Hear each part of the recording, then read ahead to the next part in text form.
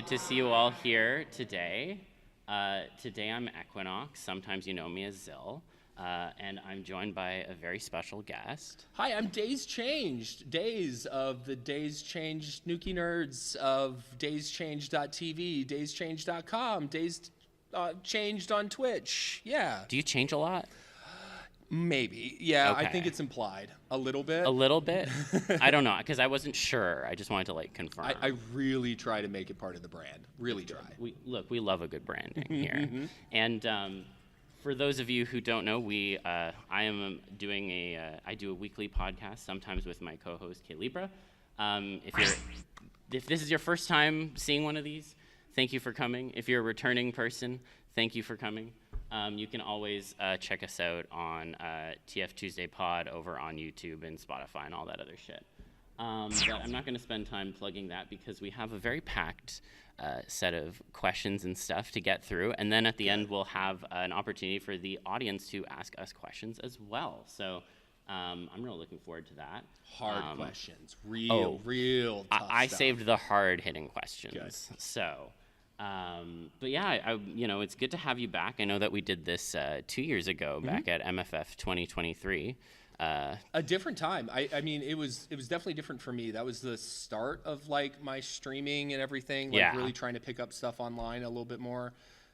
So it's cool being back after I've been doing it for a couple years now. Yeah. So it's definitely a different perspective looking at everything, I think. So yeah. No, absolutely. And I was curious to know a little bit more about how you first got into streaming, because you do both art and gaming as well. So there's a combination. I'm picking up the art more. So I'm trying to follow a lot of fellow people on the Team TF or Thunderfang team on Twitch and doing more art on my streams and everything. So I've been pretty private with my art for a long time, and I'm trying to get more public with it now. So it's been a good experience there, trying to mix that into the streams.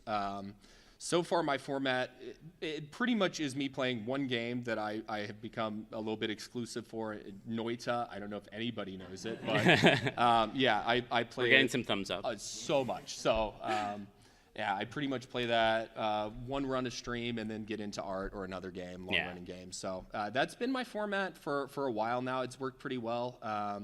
I really like the versatility that roguelikes give you of adjusting to things. And then it really gets me socialed up for doing art and not just if I go straight into art, I always feel like I'm so locked into my piece and I'm not interacting with the chat or anything like that. Yeah. So I feel like a game gets me warmed up to that, and that's normally been my format. Yeah, no, I definitely agree with you there. I very rarely stream my own art because I feel exactly that way, and I don't have a gaming setup to warm up first. So I'm just it's fine. I'll just do this alone in my house. I mean, honestly, drawing just on your own is a blast. But doing it online and having people able to recognize what you're doing and give input is another. I don't know. It's another level. I've really enjoyed being in a lot of art streams. I know. There's Wolffang, who does great art streams. There's Azel Draws, who does some great art streams. I watch them pretty regularly. Yeah. No. And one thing I really like about kind of your approach in general is, you're very well known as being a transformation person, and you've kind of integrated that into your PNG tuber. And so I was curious to know a little more about how you came up with that concept of integrating the two, and how you kind of brainstormed some of the forms that you end up switching between, because you switch between quite a lot of them on these streams. Yeah, so I have a bot that RevRaven helped me make that is able to basically time switch between a queue of forms that the community is able to redeem for me. I think it gives a fun level of interaction with the stream where you can coordinate what form comes up at what time with content. So as far as how I started out with all that, I had seen Jazz Otter's stream and a couple other people's streams where they had a few different TF forms or 3D models that were made into TF forms. Right. And I really wanted to do, the biggest thing I wanted to do is a consistent style with all that. So I worked with Sky Blue Wolf on coordinating like a suite of TF options over 2 years now. God, it's been doing all the different forms and everything. So how many do you have at this point?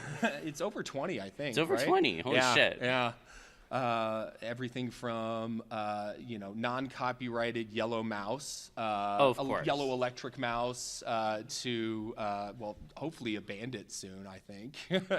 So a non-copyrighted bandit. Yes. They're not all copyrighted forms. We've got like mid TF werewolf, full TF werewolf. We got a good suite, and all of them have their paws out.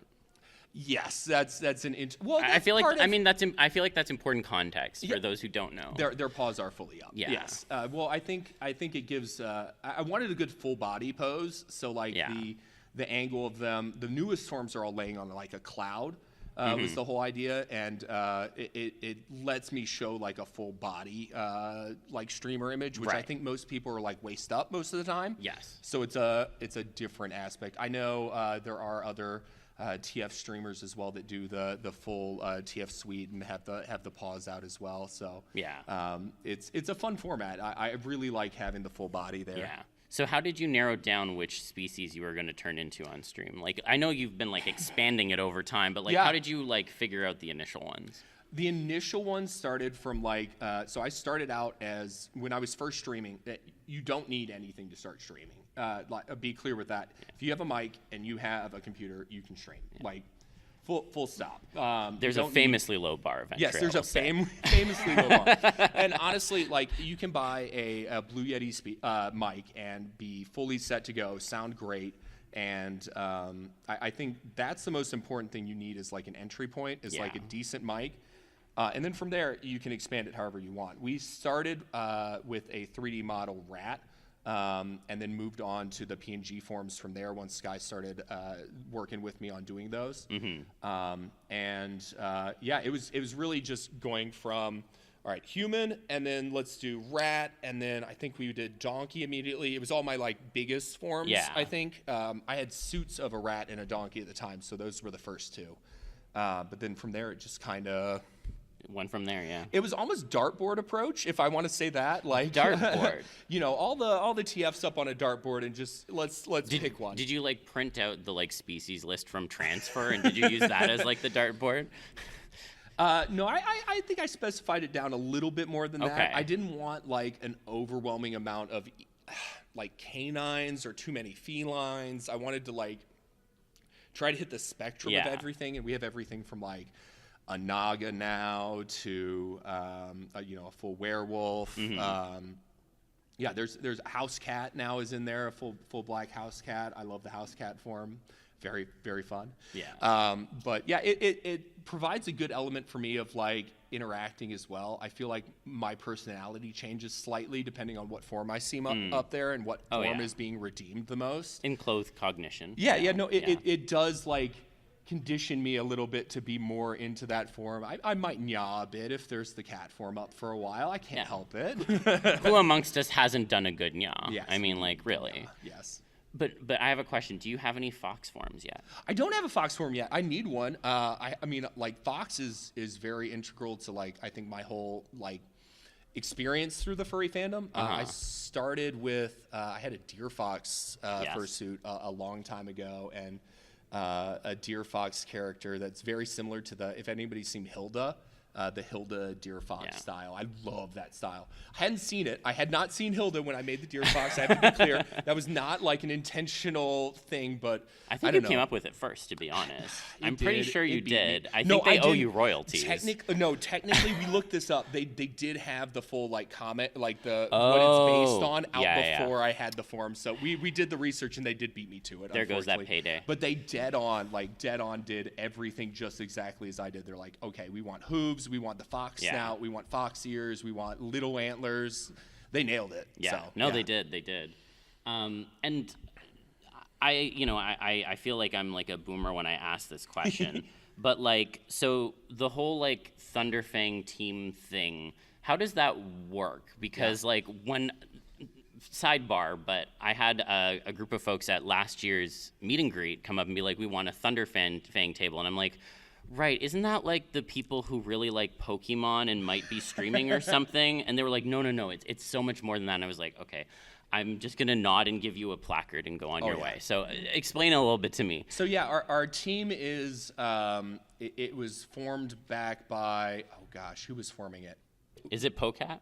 Yes, it was Pocat and a Golden, I think were involved in forming it, but Pocat is like the original, the OG Thunderfang member and originator of it all. Azel actually pulled me into it after the first round.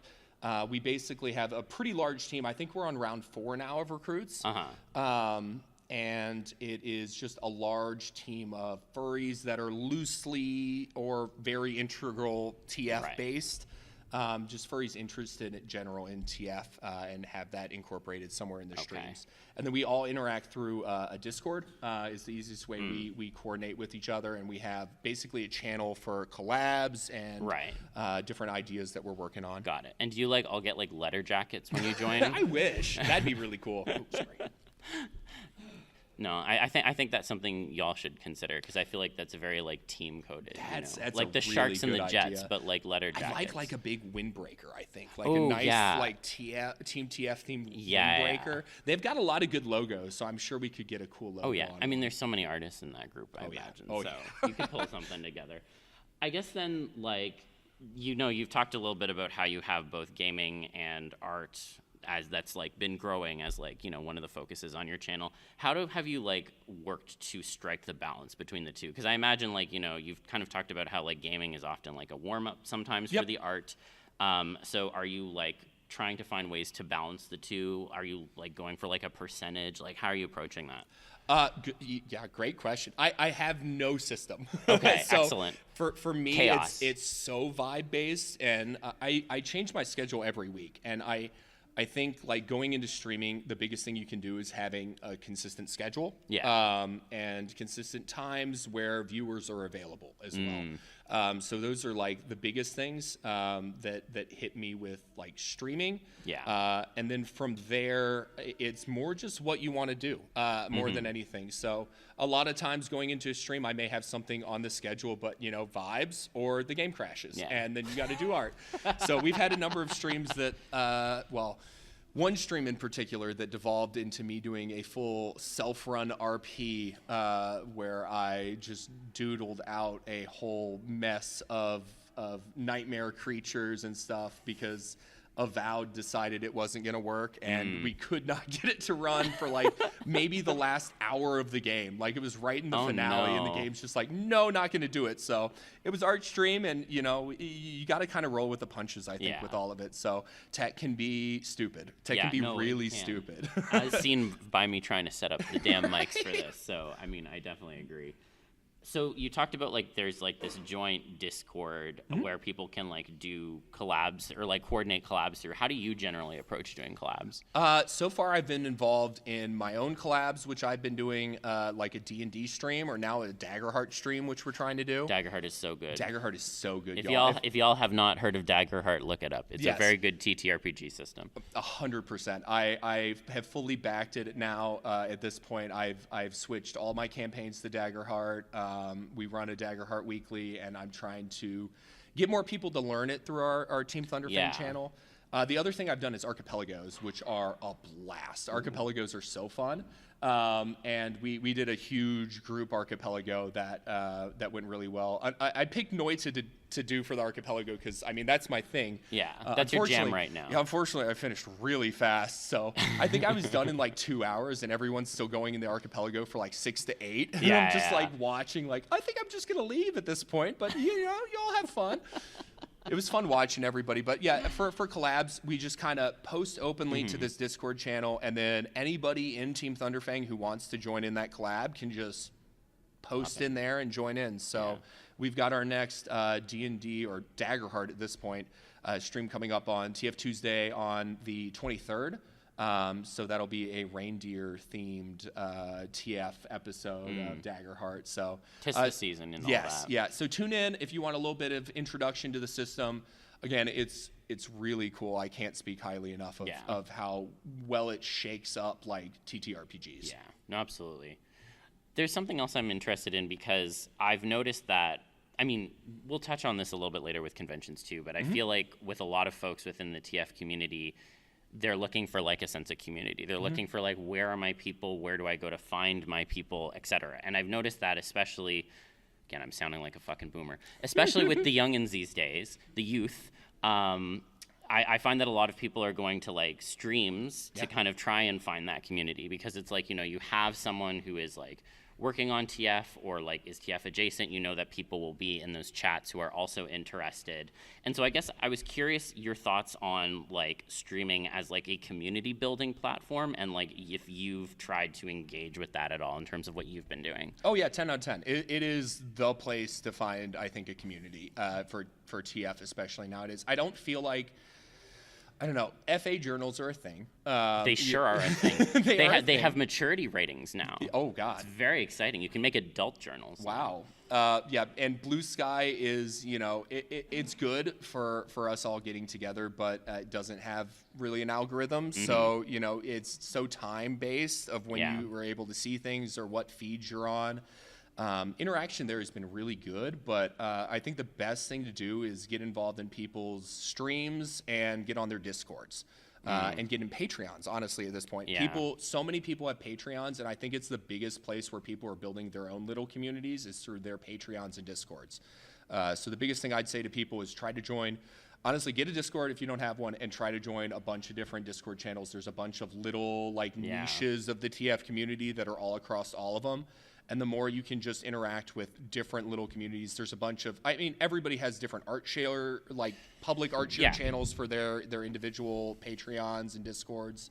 And all of those provide like a really good place to plug your art or to share art from others that you've gotten.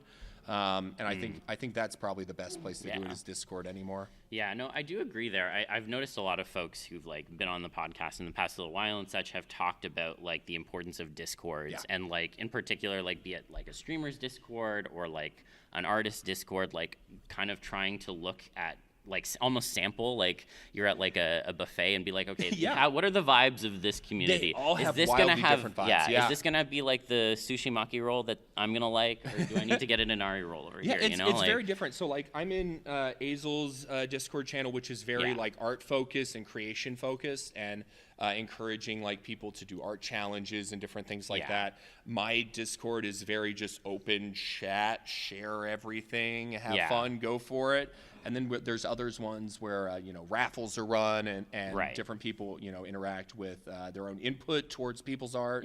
I know I've had a lot of fun in Suri or She's Discord as well as Ivan's. So both of them have really nice Discords that are very interactive. Yeah, and sometimes the Discords are focused on roasting the owner. I definitely don't know anything about that. So then I guess before we move on to kind of talking a bit more about conventions, I'm curious because like I feel like, again, a lot of people are trying to get into streaming these days. You know, the bar to entry is like, you know, you just need a mic and like a kind of a rough PC setup. What advice do you have for people who might be interested in trying to get into streaming? Yeah, I steal my advice straight from Pirate Software. Unfortunately, not unfortunately. I like his voice so much. So if it's good advice, it's good advice. It's good advice. So I think the biggest thing is at least I changed it a little bit. I think at least 3 streams a week, 3 hours minimum. So 3 and 3. And then from that gives your audience enough investment to be able to like return to your stream regularly, to get to know you. If you're only doing 1 or 2 a week, it's not enough to really like pull people. And follow a consistent schedule. Pick days and times that work for you, but also work for your audience.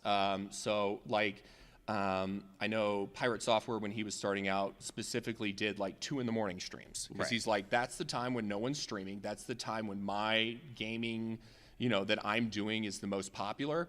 Looked at the metrics and judged it from there. So if numbers are your thing that you care about, and it's hard not to care about the numbers. I'll be dead ass honest there. It's really hard not to care about the numbers. It's really hard to stream to avoid.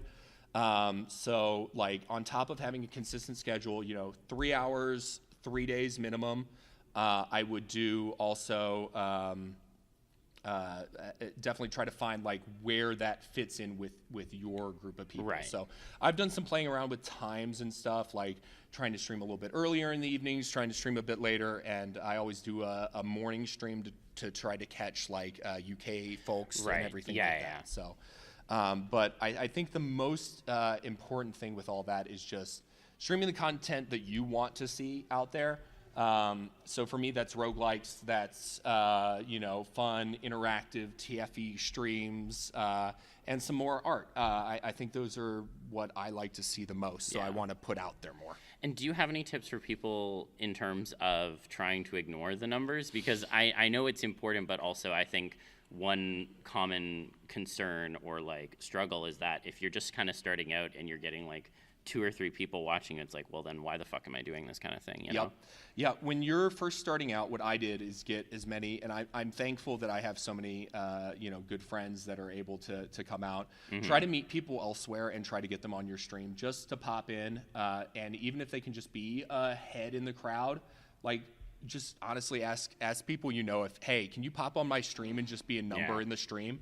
It pops you up on the priority of people's watch list, because your follows list is going to list everybody by the number of viewers they have. So immediately, if you're at only 2 viewers, you're going to be at the bottom of everybody's watch list. So if you can get 3 or 4 or 5, immediately people are like, okay, there's more people and more people I can interact with.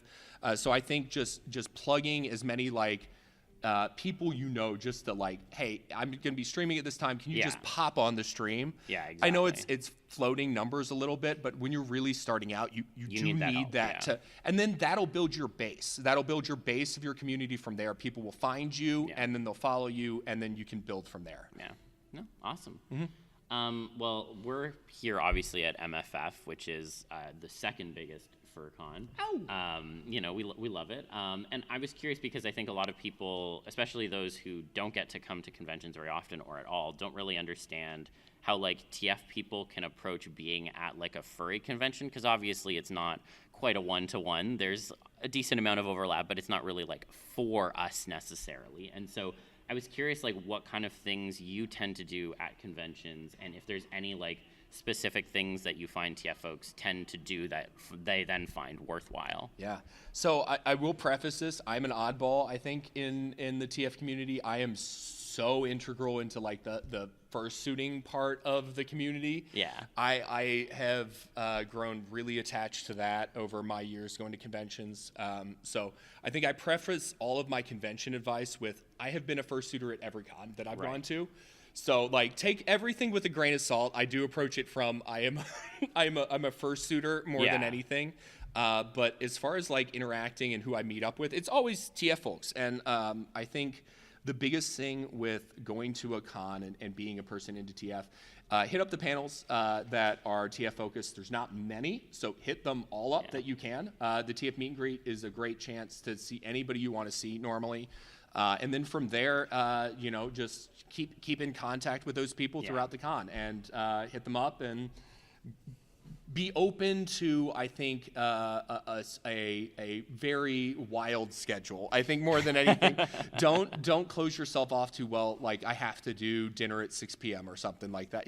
Be open to well, maybe I'll grab it later and go hang out with these people. So with TF specifically, I do think posting on Blue Sky is important to communicate that you're here as well.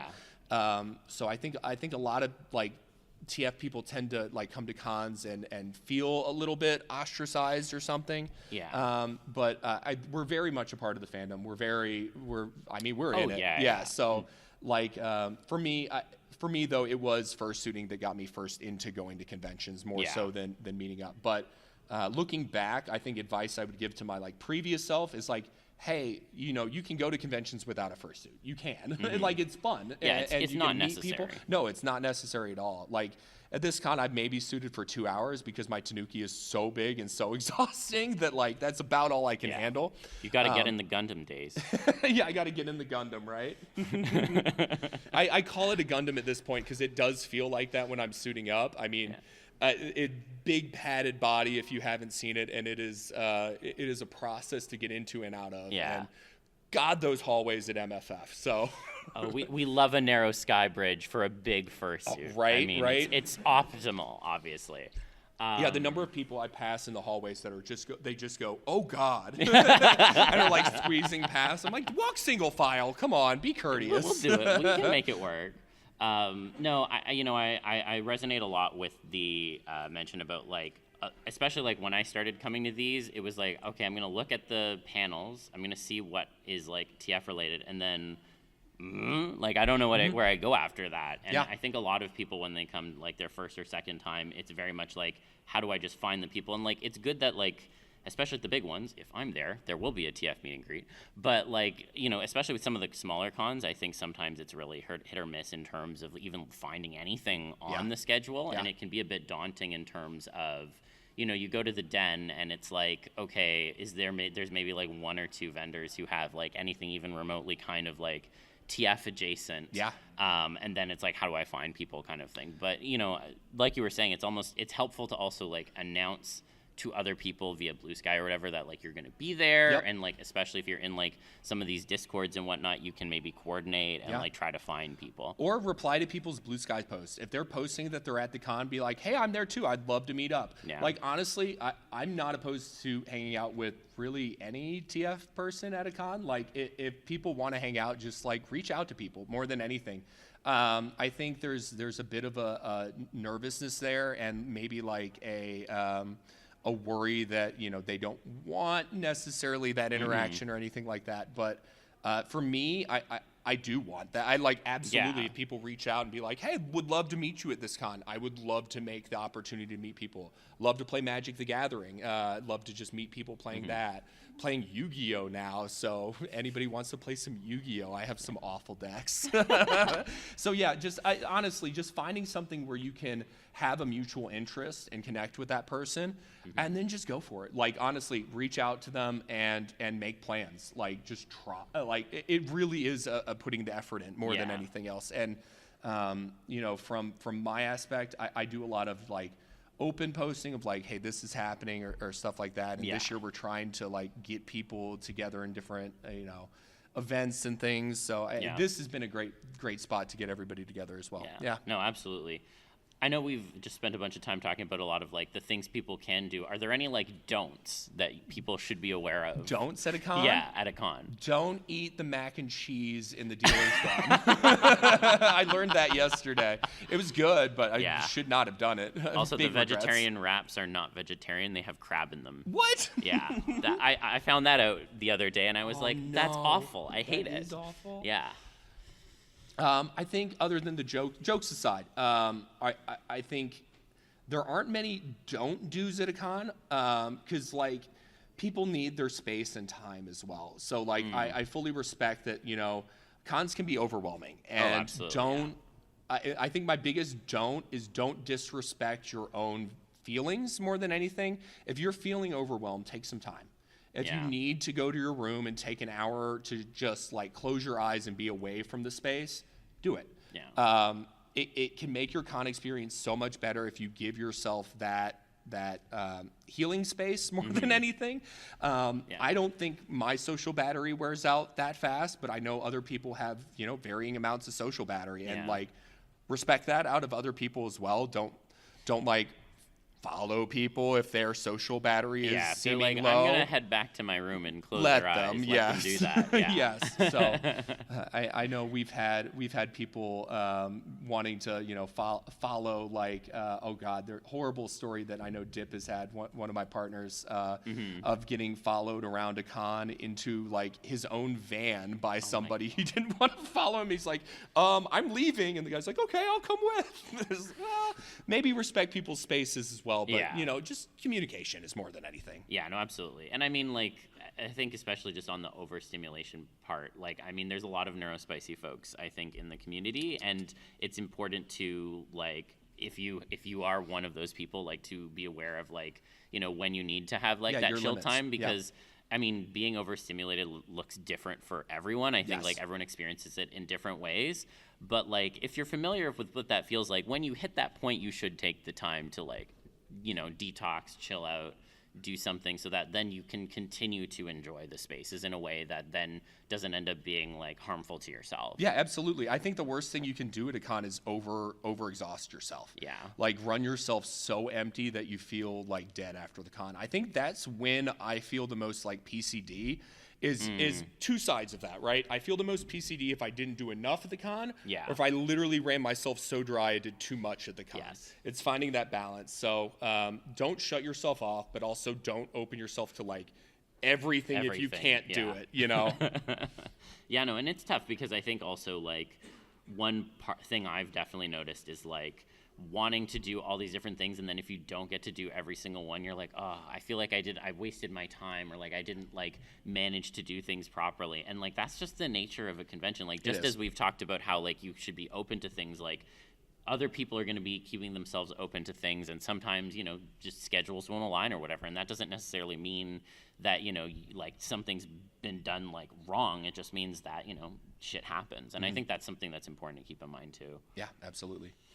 Yeah, I have to be very forgiving to myself with fursuiting specifically, because obviously I want to be in the Nuki as much as I can and meet as many people, give all the hugs, give everybody the belly time they deserve. But belly time's important. Belly time is important. Yeah. But yeah, there is a balance there. I have to respect that I can do about an hour in that suit before I die. So I gotta like really keep my clock short. And you know, if I do once a day, you know, that's fine. Yeah. And that's what I've come to like realize is my limits. And you know, you gotta find those. Yeah, no, 100%. But it takes some playing around. Go to cons. Go to multiple. There's a bunch of smaller cons around probably your area that you can find. I know we have like Furry Migration by us. It's a great smaller con, and all of them have different focuses, right? So like, you know, you have your anthrocons where suiting is a huge part of anthrocon, and being like performing for the crowd and everything, and it integrates, you know, the whole city into everything. Yeah. I feel like MFF is a lot more of a close space, and meeting people is one of the easiest things to do at MFF. Yeah. So I would encourage everybody, like, really try to meet people at MFF if you can, because like lots of people are here and they would love to say hi. I'd love you to say hi. Oh, honestly. absolutely. And I think like especially for people coming from further away, it's far easier to fly to ORD than it is to get to Pittsburgh. Yes. So. Although one of the bigger cons that's been coming up is FWA, and they have an amazing space. If y'all haven't been, they have the full Dragon Con hotel. It's massive. They have the space to grow. I'd encourage everybody to like try to make FWA if you can, because it really is a cool space. And for mingling and suiting especially, it's so hotel centric to the main hotel.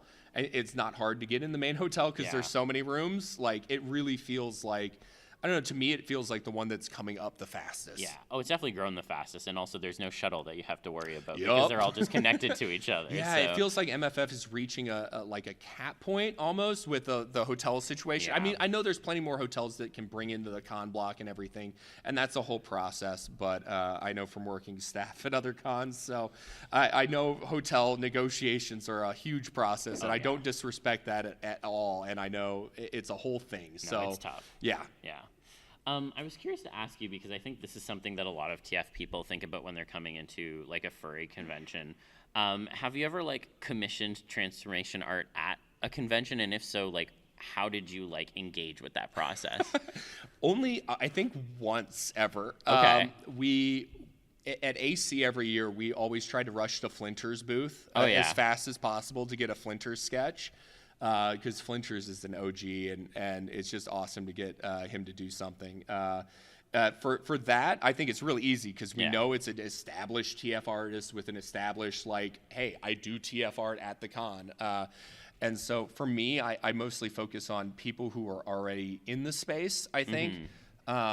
I don't really, at this point, do many commissions at the con anymore. Right. I think most of what I do is find artists that I could commission at home. So, like, going to the artist alley and looking at their portfolio and discovering somebody new. Right. And if they have adjacent stuff to your interests, you know, talk to them about TF and see if they're open to it. But also trying to not, like, necessarily lock them into doing something outside their normal boundaries. Right. At a con, because that can be overwhelming for an artist as well, as being like, asked to do this big, TF piece when they've never really worked on TF. A lot of furry artists, not to their discredit, they're great artists, but haven't drawn humans much. And it can be a big ask to somebody, hey, can you draw a human mid-shift for me? That is a wild ask to a lot of people. I think if you're down with like furry to furry TF or like furry to feral animal TF, I think a lot more people can be open to that and find an easier point of access into things. I know I've worked with some artists. Grion is my friend from way back in the day, and she's done a lot more TF now.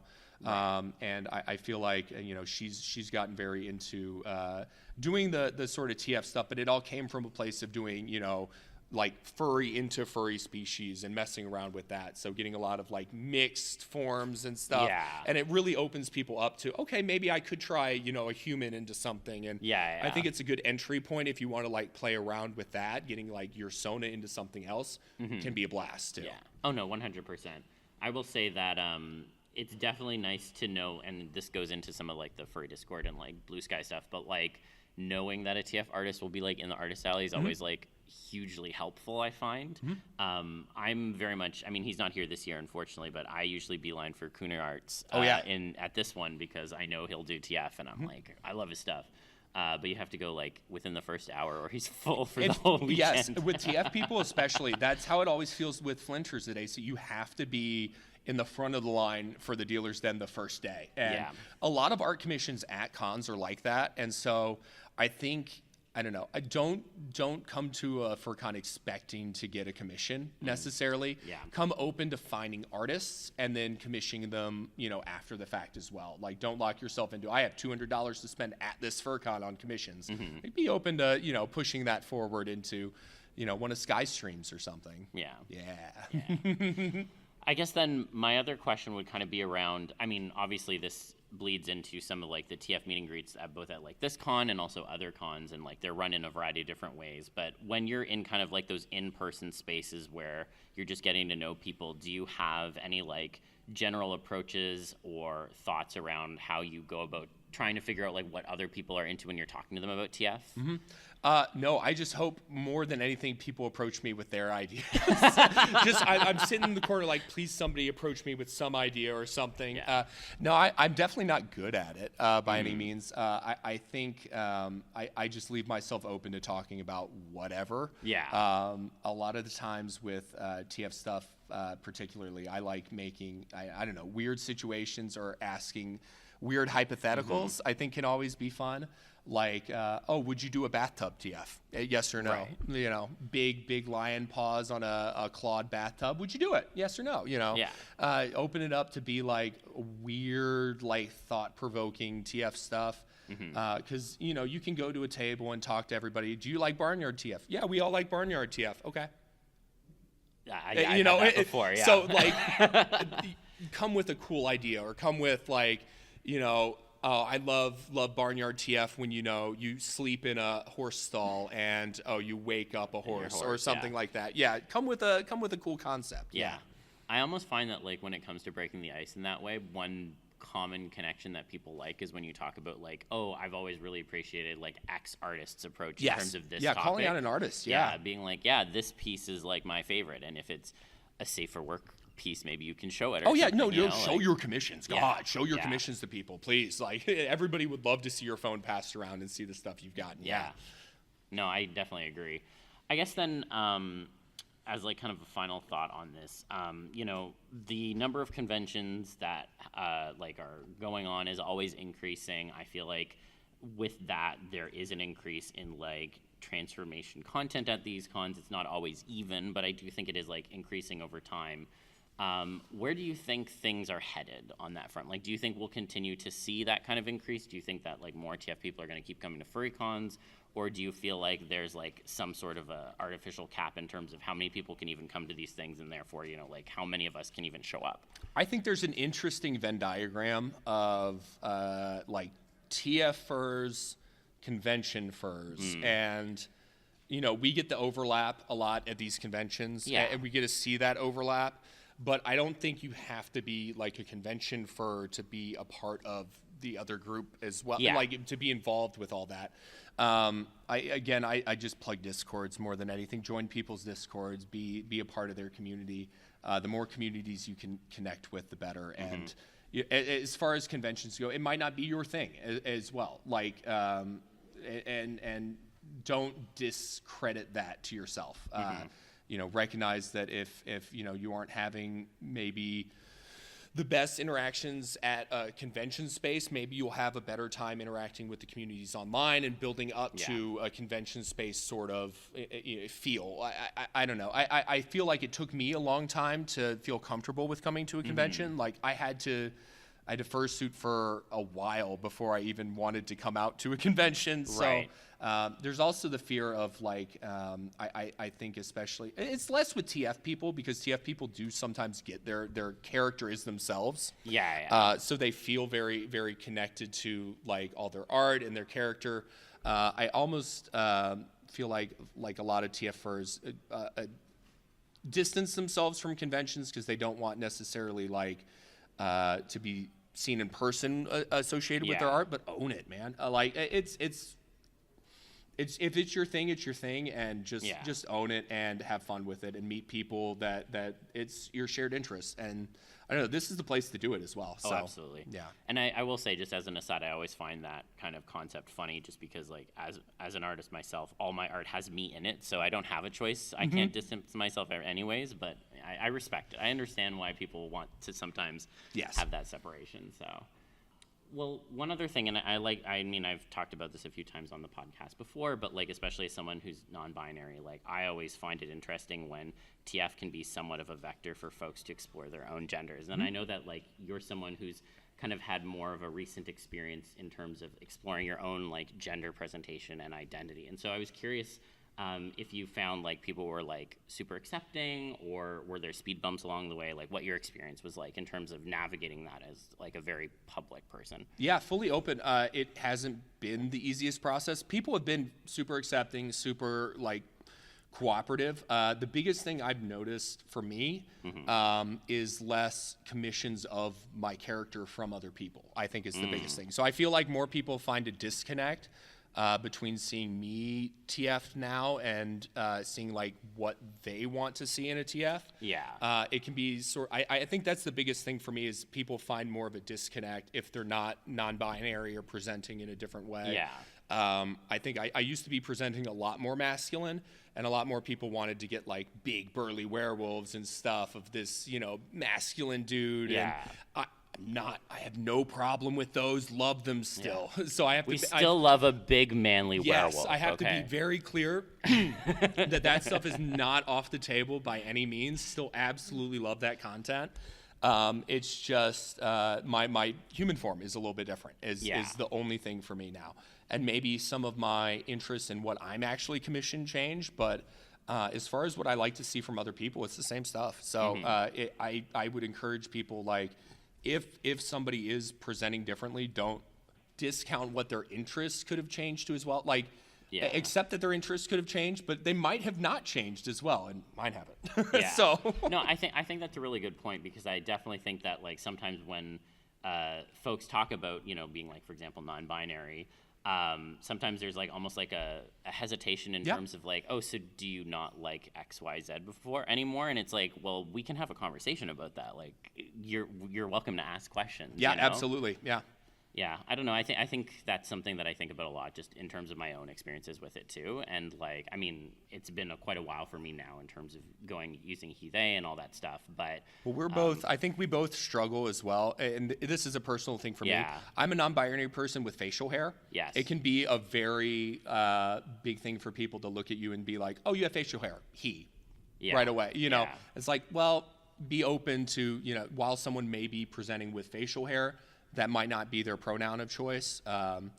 It's an interesting space to navigate. I have the problem of saying they too much now, and I need to be more respectful if people are binary. Like, but ask people's pronouns. It's not. It makes people feel good when they're asked their pronouns when you're meeting them. Agreed. Like, hey, nice to meet you. I'm Daze. What are your pronouns? Yeah. Yeah. No, 100%.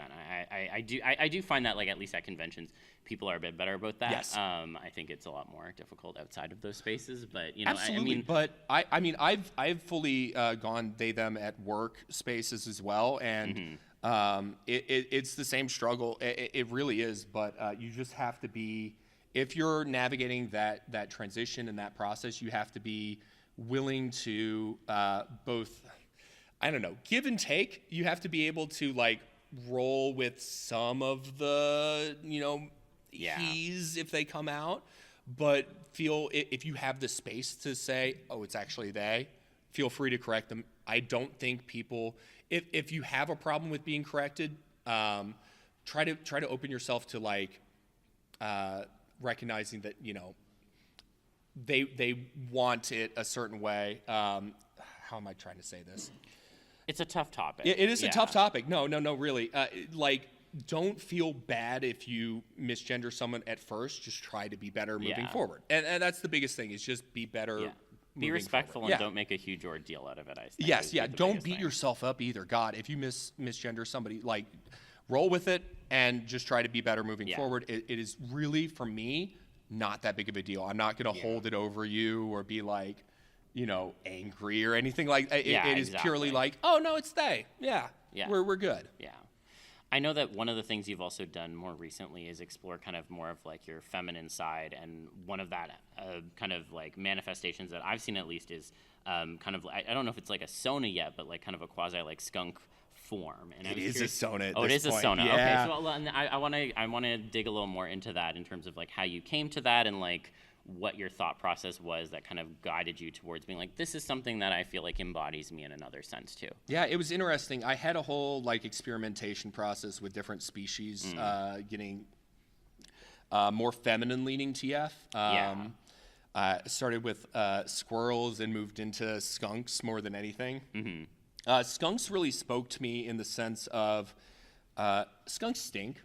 So, like, that's a big thing about them. And I think that's something that they can't hide, right? And to me, the gender expression of a skunk is something in you that you can't hide and you need to own. So, like, turning into a more feminine presenting skunk is showing that feminine side, like, within me, and also owning my stink, or whatever you want to call it. And being comfortable with that sort of different part of myself, more than anything. I really liked the, like, owning your smell kind of aspect of the skunk with all that. It really spoke to me. So I ended up going forward with that, and I have an Eclairum Creations suit on the way of a very non-binary focused skunk character. It's going to be beautiful. I can't wait for it. But yeah, that's on the way. So the character's fully developed, and absolutely love them. So, but yeah, the whole thing of like owning your stink, I think is the biggest thing with that. I mean, Musk is hot on all genders, right? So, you know. No, that makes sense to me. I think it's also interesting in the sense of, like, and I don't know if this is intentional, but, like, both of the species, like, starting with squirrel and then moving into skunk, they both have massive tails. Oh, yeah. And I have to ask about that as a tail lover. Like, was that part of the appeal too? I think so. Yeah, I couldn't get away from that. I don't know. There's something about, I don't have, like, I used to be a snap. My first suit was a snap, so I was very married to the giant tail family.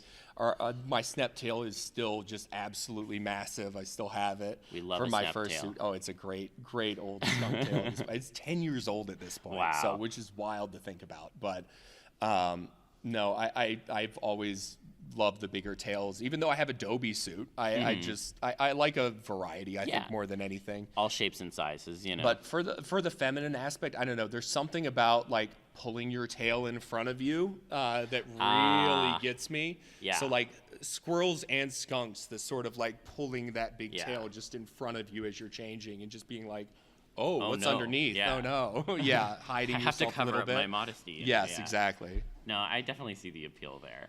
I guess then, like, one of the things I've always found interesting is, like, and this isn't a criticism of people, but I find that sometimes TF folks will perceive like trans and non-binary folks to be undergoing a TF of their own of sorts. And like, to be clear, there are obviously like bodily changes that can result in terms of like taking hormones or other surgeries and such. But I also feel like sometimes it's a bit of like a misnomer, like an oversimplification of what's going on and what it means. So I was curious how you feel about the TF label being attached to like gender exploration, and if it like resonates with you, or if you kind of find like there's like a push and pull with it. Yeah, I think there is a push and pull with it. I think more than anything, you have to be respectful of people's process and how they're approaching it. I would say don't fetishize people's own experiences in human condition.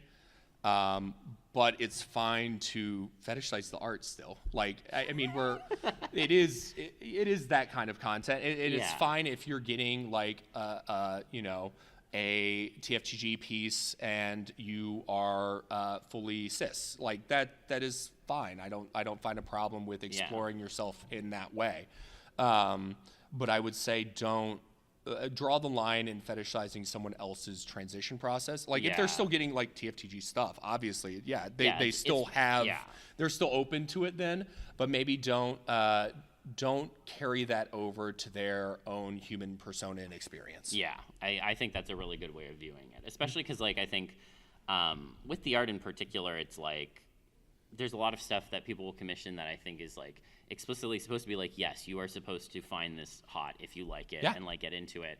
But I don't know. I feel like this also bleeds a little bit into like the whole like online is still real life thing that I think sometimes people struggle with in terms of like people may then approach you and be like, oh, this thing that you got was so hot. And it's like, great, thanks. And then it's like, okay, now I'm going to continue the conversation with you as if like we're going into like a role play now. And it's like, whoa, that was not what I thought you were going to do here. And that's not what I'm like here to do with you, you know? Yes. Role play is a whole nother topic of its own. And I think really before you jump into it with somebody, be very clear in your communication of, you know, I'm intending to role play here, or would you like to open this up to a role play situation? Because some people are really, I'm not good at it. I'm really not good at it. Like if you start role playing with me, I'm going to lock up and be like, oh God, what do I do here? Yeah. For me, I just like talking about the concepts, maybe interesting ideas. Cool poses you'd like to see. Oh, yeah. That's all stuff that I like talking about. As far as like the RP aspect, I'm really bad. So just be open with you know, seeing what people are you know, open to. Yeah, no, absolutely. Would you say then, I know you've said that you find that like people interact or like are creating less art of you now that you've kind of been going through that change. Have there been any other ways in which you've kind of like noticed the demeanor of folks changing, and like has it been good or bad, or like what's the experience been there? I think people have been very respectful in general, and I appreciate that, and I think this space is one of the best places you could explore that kind of stuff with. And I'd encourage people, if you want to explore your own gender presentation or all of that, a good place to do it is online first, and see how you feel about it, changing your icon to be, I don't know, have the little feminine sides of your, you know how the art, you get the little feminine corner because to only your feminine eyes. people have eyelashes. Yes, obviously. the little eyelash corner. Open yourself up to just a little bit more exploration with that if you want to. I think it's a good place to do that, and I think a TF community is a really open, accepting place with all that. But I mean, to that point, like I said, I have noticed the difference in you know, people wanting to use my character, which is fully fine if people don't identify with it as much anymore. Like I also fully accept that. Please, you know, be true to your own experience and No, that totally makes sense. And I know we've talked a little bit about like how sometimes those interests don't change, like the original ones you had, you're just like adding new ones. Have there been any like changes to any other ones besides like buff werewolves? I don't think any of my interests have fallen off so much. I've had mood swing. I mean, I think anybody in the TF crowd has like moods more than anything. Absolutely. And they move through them. You may have some that like hit every time, that you're like, you know, oh, anytime I see a beaver, yes, 100%. beaver, yes, please. Yeah. Or, you might, every time you see a werewolf, you're like, yes, werewolf, 100% me, want that. Yes. But I think, everybody can kind of move through that space as well, because I don't think any of my interests are consistent day to day at all for me. So I think that's one of the ways I like my stream operating as it does, where people can just cycle through my forums and they all just move. And I have control over if I wanted to override it as well. It's fun playing with all that. Yeah. Yeah. No, that makes sense. I asked that in part just because I found mine did a little bit at the start.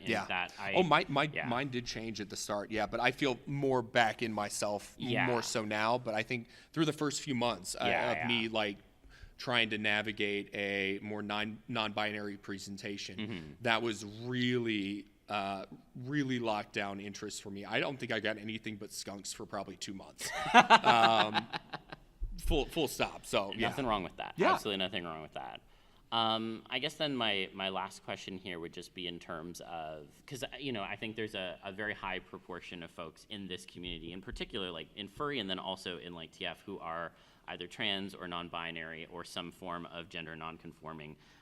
For people who maybe haven't made that leap, do you have any advice for them in terms of navigating, at least, I'm not talking about like in the real, how do I approach my transition? No, I mean more like, like within the TF community specifically, do you have any advice in terms of potentially broaching that? I wish there was, I don't know, for my workspace, we use Teams, and Teams has the integral like option of setting your pronouns. Right. And that's really useful. I wish more tools had those. I know you can get Discord tags from different servers, and that's one I'd like to push more for, is getting. Does it? It does, yeah. Does it really? It does now, yeah. Okay, well then I will look into that. I used to for the Patreon Discord, I used to have. I mean, I still have it, but we'd have the custom pronoun roles that I would give to people. Yeah, that's what I'm talking about. The roles and stuff. Yeah, I still do that, but it's built in now, which is that's honestly awesome. Really nice. Good. Yeah, and then I'd say experiment with setting that, and then from there just open up to your closest friends and try to experiment it with the closest people first. Feel out how it feels. If you want to experiment with how you're presenting, open yourself up to going to a mall and trying some stuff on from, I don't know, Hot Topic or Torrid or, somewhere where you can get some more, different flowy clothes or, something like that. Yeah. That's what I did at least. And I found that was a good way to own it myself. Yeah. And I went from presenting a little bit more in person as non-binary to then opening up more online and then moving that into the workspace. Yeah. So I think it's steps and baby steps at that. If you want to jump into the pool, jump into the gender pool and have fun, but also don't feel the gender fluid. But also don't feel bad about taking the steps down and taking baby steps in. Yeah. Awesome. I'm going to open this up to audience questions, but right before I do that, I want to ask an unrelated question. Has there been any super interesting TF content in media recently that's come out that you want people to know about that maybe they don't know about yet? In media? Yeah, just video games, movies, TV, anything like that surprised you or you feel hasn't been talked about. I'm trying to think. No, I don't think anything's caught me off guard super hard. I've pretty much kept up with everything TF that I've wanted to.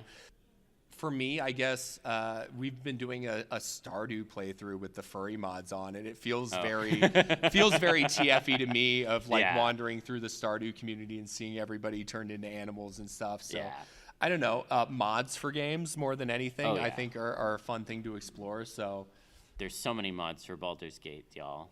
So many beautiful mods for Baldur's Gate, I'll just say.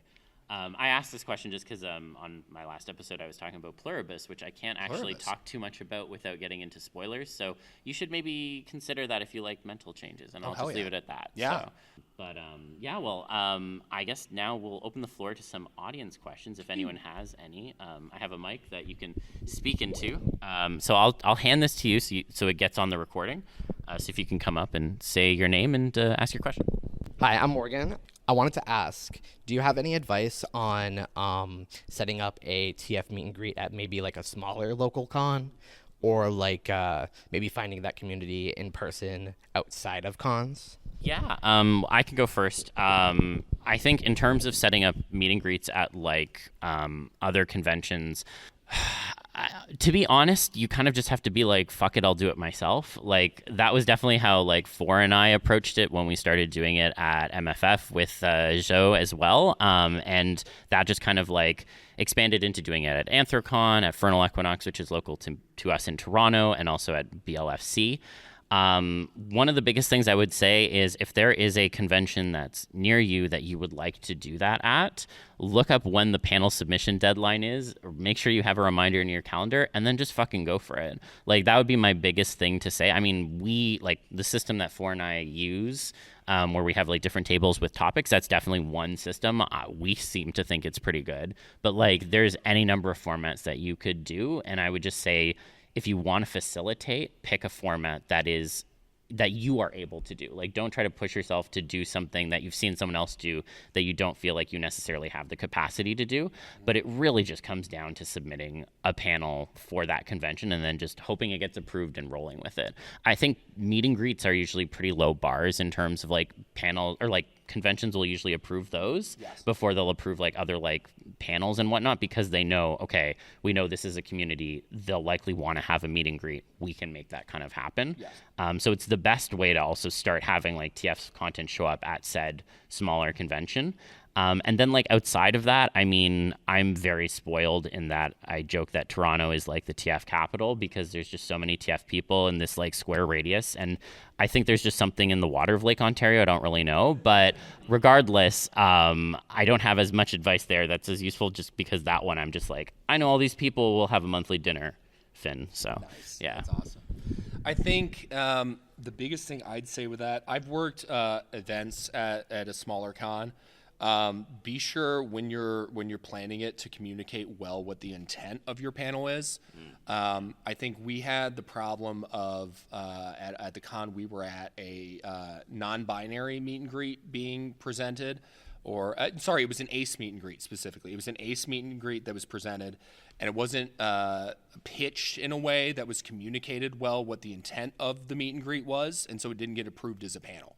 And so just be clear that, hey, I expect this many number of people approximately from the community that should be there, and be very clear with like how big the community is as well. It's not small, and I think people like might look at like, oh, a transformation themed meet and greet. They can kind of like blow it over as like, oh, this is fetish content, it's 18 plus, we don't want this as a panel, or we want this only as a late night panel.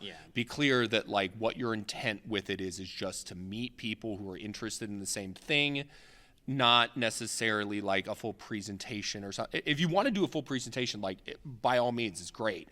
Like Bash does an amazing one on transformation through history.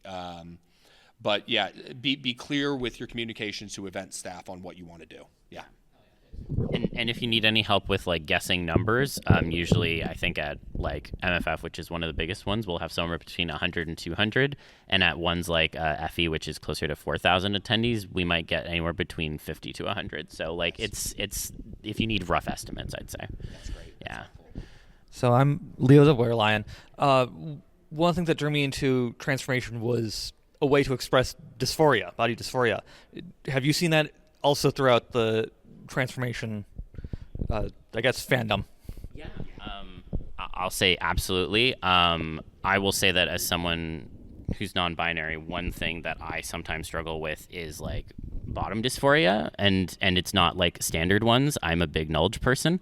So a lot of like pool toy TF is actually very gender affirming for me. And I think that that's really interesting. I mean, I wouldn't say it's unique because I've definitely seen other people explore it in that way, but like that's something that I was only really able to explore through TF. And like it comes and goes in waves and such, but I think that at least exploring in that way for me personally was something that TF really helped to facilitate. So I really appreciate it for that. Yeah. For me, I think I've always struggled with who I see in the mirror, and how how I look at myself. So I fully understand like seeing a sort of body dysmorphia and wanting a different shape, and a lot of that being the impetus to like me approaching TF more, getting more TF commissions. I fully see it as a big part of TF, aside from, exploration and all that. I do think body dysmorphia can be a very strong like launching point for all that. And the biggest thing for me in going through everything that I've been through is being open with yourself and exploring things and not locking yourself into how you look at the moment. We change over time, and that's okay. And, people are going to perceive you how they're going to perceive you. You've got to present yourself, I think, is the biggest thing, how you want to present yourself. I know that's a hard thing to find, and I'm not like saying that that's easy. I played around with my hair color, my hair length, and my general weight. I've tried to generally change anything I could, as much as I could. And I've done a lot of playing around with it. So I can fully see how it's really, really integral to everything. But I think my biggest thing to say about it would be just open yourself to like experimenting in person as well. And if you're experience a lot of body dysmorphia, whether it be your weight, whether it be your height or things like that, play around with things, maybe try tying your hair up differently one day, and maybe that feels good, and, maybe go around with it and maybe it doesn't. But yeah, just play around and have fun in the space. We are in a physical space, and don't be so locked into like an online persona that you refuse to like mess around with your own physical space as well. So like recognize that like, yes, while we do have our online representation, we also have our physical form. And for me, one of the biggest things that happened recently that we changed my human ref sheet.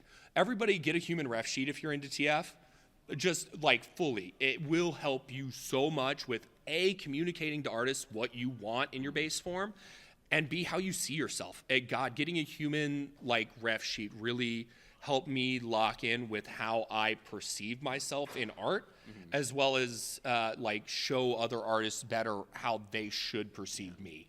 So like, I know a lot of people come into it, well, $200 or $300 for a human ref shot. God, I don't want to pay that. I don't want to look at my humans. You will like it if you work on it and get it to a point where it feels like you, and it does help a lot. It does help. Hi, I'm Sky. You might know me as Sky Blue Wolf. Come to me for a human ref sheet. Love doing them. So I know for myself, recently in the last couple of months, I actually started on HRT. But in doing that, I actually started finding a lot more comfortable, like feeling a lot more comfortable in my own skin and my own masculinity being on HRT, which is kind of like, I guess, weird and sort of contradictory in a sense, but I know like it sort of helped me explore my own fluidity more and be a little bit more comfortable in like, oh, I was assigned male at birth, but like if I'm doing this other thing, then it kind of like helps me sort of balance that scale. I know for both of you, I've known you both for a long time, obviously, but have you also kind of like, as fellow NBs who sort of like lean a little more on the masculine scale, have you also kind of found that exploring your own gender more has helped you find a little more comfort in sort of the more masculine sides of yourselves, or like, I guess kind of what's been your experience with that kind of like transition and sort of like exploration in general? I love that question. I will say I definitely have. One of the things that I've done more recently that I think has only really come about because I did this whole like gender exploration first, and like understanding what I wanted and like how I felt and such. Like I've been very focused on a lot of gym going, like muscle building kind of stuff, and I genuinely don't think I could have done that until I like reconciled how I felt about myself, because before that point I was just kind of like, well, I hate how I look anyways, so why would I bother doing something that I don't even know what the endpoint's going to be? Am I going to like it even less or more? Or maybe I will like it, but I'll still feel shitty because I haven't figured out all this gender shit in first. So like, I definitely felt that like doing that exploration first helped me a lot, and in a contradictory way then made me feel okay looking a bit more masculine by doing that sort of stuff, because until I really I think my biggest thing for me was growing out my hair. Until I grew out my hair, I was just like, I hate how I look kind of thing. And a big part of why I didn't do that until more recently was really just because of A, opportunity, and B, I didn't know how people were going to kind of react to it. And then COVID happened, and I was like, well, I can't get my hair cut anyways, so fuck y'all, I'm growing it out. And then it stayed that way. But that was like a really big, I think, moment for me in particular, in terms of like being like, okay, I can look in contradictory ways and still feel like at home in myself. And I think that once I was able to do that, then I was able to start doing more bro stuff. So, I mean, full stop. Yeah. I think more than anything, gender exploration has helped me feel more comfortable with how I'm presenting now, which in turn allows me to explore more of the forms that maybe would have been challenging for me in the past, of being very masculine focused. Or very feminine focused, either way. So I don't want to lean too much in, I didn't want to lean too much in either direction a lot initially, which is why like feral TF or pool toy, plush TF, all that stuff resonated with me more than anything, I think, is because it didn't lean super hard. And as soon as I leaned super hard either way, I felt awkward. Yeah. But as soon as I found a place where I felt more comfortable in the spectrum of gender, that I think it opened me up to exploring the full spectrum in TF. Yeah. Yeah. Good question. It's all about drinking the gender fluid, y'all. Yes. Hi. Thank you. I'm Puer Fugax. So my question is just, both of you have pretty different approaches to community building, and I'm curious, what are you looking to get out of the communities that you're building? Like, what drives you to it? And I'm curious if it's the same thing or different things. I think with my community that I'm trying to build online, at least through all the Daze changed everything, I'm trying to get just a group of people who's interested in the same stuff and wants to just hang out. Like I really just want people around more than anything. It is, but there's specific things with that too. So with streaming, not to hop back to that too much, but a lot of my community building is around streaming. Don't be afraid to ban people. If there's somebody who's toxic in your community, get them the fuck out. Like, I'm sorry, but like, get them the fuck, ban them immediately and be done with them. Like, do not put yourself through that of like trying to coddle someone who doesn't like fit with your community goals or fit with your community. Be honest with them. Be like, hey, you're currently acting in a way that's not with my community guidelines or how I want to build this community. Do you want to change your approach, or do you want to be gone? is really what it is. And some people will change their approach and will like become what you want out of the community from that. But for me, what I'm looking for more than anything is people that are down to come out, hang out in streams, talk about TF, and in the Discord, it's more sharing art is more than anything we do in the Discord is share art that we get. And we have, safe for work and not safe for work channels for that are age locked and stuff. But it has been a good way of just sharing art more than anything. And there might be, some people who get maybe NSFW stuff that they don't want to share on Blue Sky or something like that.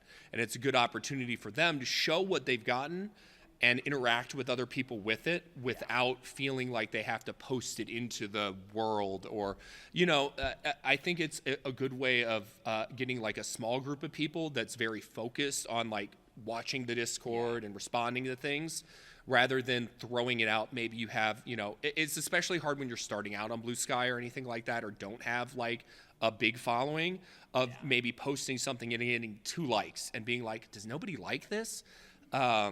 Sharing to like a smaller Discord where the interests of everybody and you feel connected with them can, I don't know, build that confidence in your own tastes a little bit more. So with me, I just wanted to form a community of people that like TF and get art and do art and, however big they are willing to share. Yeah. I want to co-sign all of that. And I'll also just say, I think, especially with how I've approached a lot of this stuff, like with the podcast and like with the Discord associated with it, one of the things, like almost like I'd say like my North Star in terms of guiding is I think about the kind of community that I wanted to have when I was starting to get into transformation. You know, I think about like little Zil, not actually little Zil, but like, you know, teenager, young adult Zil. And I think about like what I was kind of looking for, the kind of like welcoming openness that I really kind of craved at that time. And like I got to finding that in time, but I would like other people to be able to find that sooner. So I think that's almost the guiding light for me. And I've said this before, but one of the things I really aim for with the podcast is because there's a lot of people who can't come to conventions. They don't necessarily get to meet people, or maybe they're like held back by their own internalized shame and such. If you can hear someone like, you know, myself with other people and such, if you can hear us talking about it in a really normalized way, I think that goes a long way towards helping other people realize, oh, okay, like these people are putting this out and like just talking like it's completely normal. And I think that the human voice has like a lot of power on that front. So I really try to think about that in terms of that intentionality with community building. So, yeah. Hi, I'm Blable. A bit earlier, you were talking about certain specific parts of a TF that kind of resonate you with unique ways. For me, it's like with cows and bulls, and the udder in particular is a very fun mechanism to explore gender and a lot of the like, you know, it's a very big change from a previous human form. And you were speaking earlier with the skunk and a large tail that is now suddenly in the way with the pool toy TF, and suddenly everything's different. Is there any other like big changes like that you like to see? Since you've both been many things, seen lots of TF, there's always stuff out there that surprises me, so I figured it might be nice to hear. Yeah. I think in terms of like really big, massive changes that I would like to see more of, I am a big proponent of mannequin TF, and I feel like there's not enough of it. And yes, I did see, was it Wishmaker? Was that the one? I don't know. There was a TF in there. Wishmaster. Thank you. I find that one to be interesting because the change is very little from a humanoid form, but there's so much both in the immobility as well as kind of like what's going on in that head now that everything's kind of changed. And I guess that's almost like the inverse in terms of big change from like a physicality perspective, but I think it's a really big change from like a mental perspective. And I always find mental TF to be super interesting. Ask me if I was used to be into the hypno community. The answer is yes. That has a big part of it. But I'd say like in terms of like physicality as well, I think like really massive creatures just in general, like kaiju TFs, anything like macro related, especially if you're like bursting through like a ceiling, like I think that's a pretty big change and that's pretty fun. And I do wish there was a bit more of that, because oftentimes I see like a lot of macro TF is just the person's getting bigger. And I'm like, okay, but like what if the person was also turning into something while they were getting bigger? Like you're already changing, like go the whole mile, you know, like, I don't know. I think one of the things for me that's been resonating a lot recently is like balloon animals. They're very vaguely animal shaped, but like very distinctly a balloon. Cool shapes, cool forms, has been a very, very fun one for me recently. And then one I'd like to see more people really embracing, and I've seen it more recently, speaking to the mental stuff, is character TF. Oh, yeah. So like the full mental shift of like, no, I'm not Mr. Wolf from Bad Guys. Wait, no, I'm not. I'm Mr. Wolf. I'm Mr. Wolf. And you just hot. Yes, that mental change is really fun. Yeah, Mr. Wolf hot. I rewatched The Bad Guys recently, and I agree. Hi, I'm Aries or Power Puppy. My question kind of connects both this podcast and the last podcast, I believe, where last podcast there was discussion about finding like uncomfortable or being uncomfortable in a TF or humiliation. But then I was thinking more my style was more being more comfortable or being like happy and finding things that feel right. And when we were talking about like the discussion of exploring genders and exploring like who we are as people, like I feel like that falls more into like being comfortable and finding things that feel comfortable. So I was wondering if you think or how do I explain this? Like the different timings of finding art that is A, humiliating, or B, comfortable, and using that when discussing. Yeah. Gimme. Yeah, this really good question. No, so I came into the TF space fully only down with like the humiliation aspect or the embarrassment aspect. Literally exploring gender for me and exploring those changes has brought me more into the interested in the comfortable aspect space and the realization of something. I've gotten a lot more of my skunk, particularly of just like this sort of blushy smile, the like realization of, oh, this is who I am, kind of. And that's something that wasn't there for me before. And it only came to be a thing when I started exploring more how I like presented myself. And I think it really resonated with me with the skunk form and exploring that. So I fully get the like really liking the humiliation aspect of everything, because there is that to it all, and there is the shock aspect as well of, oh no, what am I now, and all that. But the bliss behind like getting your like true self realized is also something that I'm coming into more now. So I can see both sides of that. Yeah.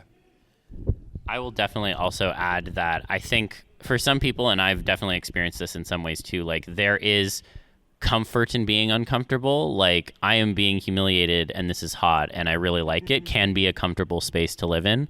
And I definitely I think that was definitely one of my overarching vibes too when I was like starting to come into like TF, in terms of like a lot of the TFs you see in like media is around like kind of the humiliation aspect in terms of like changing in front of someone. And I mean, I've always liked the power fantasy angle a bit more, but like, I mean, Pleasure Island's pretty hot. I mean, that was pretty formative for a lot of us, you know? So I think it can definitely be both. Yeah. Any other questions, comments? No? Well, I know we're almost at time anyways. So first of all, thank you so much, Daze, for coming back on. This was a blast. Yeah. And where can people find you again? I think there was a change involved. Dazechange.tv, dazechange.com, Dazechange on Twitch, dazechange.tv on Blue Sky. Daze changed on Telegram. Anywhere, hit me up. I'm fully down to talk. We have the Daze Change server on Discord. Hop on my Twitch. Hit out Dazecode command and hop on the Discord. Honestly, we'd love to have more people there, and the more people there, the more art we can share, and the more we can grow the community. Yeah. Awesome. And again, for those who weren't familiar before you came into this panel, you can find our podcast on YouTube at TFTuesday Pod. We're also on Spotify and also Apple Podcasts and anywhere else you want to listen to podcasts. So you don't have to listen on Spotify if you don't want to. But my name is Equinox or Zil, and I really appreciate everyone who came out today. So thank you so much for being a wonderful crowd. I really appreciate it. And have a good rest of your con. We still have a few hours left on this Sunday, and plenty of stuff will be going on. So yeah. Thanks so much, everyone. Thank you all.